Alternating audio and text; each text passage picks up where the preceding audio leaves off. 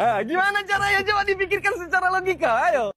Gila, tak masuk logika. Oke, baik. Perkenalkan, nama saya Adamika Syagurning. Aku dari kelas P6B Matkul Kewarganegaraan. Saya ingin menyampaikan pendapat saya atau pandangan saya terhadap kontra terhadap wacana amandemen Undang-Undang Dasar 1945. Nah, sebagai alasan utama saya yang sering dikemukakan adalah soal pokok-pokok haluan negara atau PPHN. Katanya PPHN itu diperlukan supaya arah pembangunan Indonesia tidak berubah-ubah setiap kali ganti presiden. Namun menurut saya amandemen bukan satu-satunya jalan. PPHN itu bisa saja diatur melalui undang-undang biasa tanpa perlu membuka konstitusi baru. Dengan begitu, kita bisa mendapatkan kepastian arah pembangunan tanpa harus menanggung resiko besar dari amandemen. Kenapa saya bilang beresiko? Karena pengalaman kita menunjukkan bahwa wacana amandemen sering melebarkan ke isu lainnya. Contoh kasusnya yang saya cantumkan adalah contoh kasus yang relevan pada tahun 2021 sampai 2022. Saat MPR kembali menggulirkan wacana amandemen, masyarakat justru dihebohkan dengan isu penambahan masa jabatan presiden menjadi 3 periode.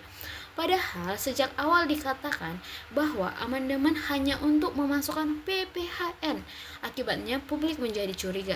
Gelombang penolakan bermunculan dari mahasiswa, akademis, tokoh masyarakat, bahkan partai-partai politik lainnya. Mereka menilai wacana ini berpotensi melemahkan demokrasi dan membuka jalannya konsentrasi kekuasaan seperti di masa lalu. Kasus ini membuktikan bahwa amandemen sangat-sangat rawan disalahgunakan untuk kepentingan politik. Begitu pintu konstitusi dibuka, ada celah bagi pihak-pihak tertentu untuk menyelipkan agenda yang sebenarnya tidak pernah disepakati oleh rakyat.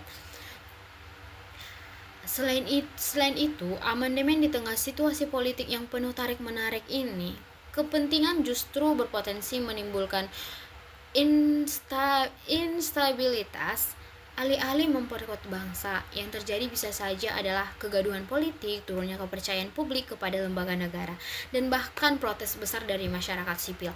Nah, itu yang bisa membuat terjadinya demo-demo lainnya ya.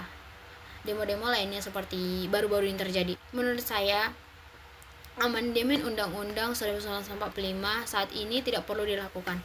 Kita cukup fokus seharusnya memperbaiki implementasi konstitusi dan memperkuat sistem hukum yang sudah ada, bukan membuka ruang perubahan yang justru bisa membuat risiko mundurnya demokrasi kita. Oke, sekian dari pendapat saya. Terima kasih. Selamat siang.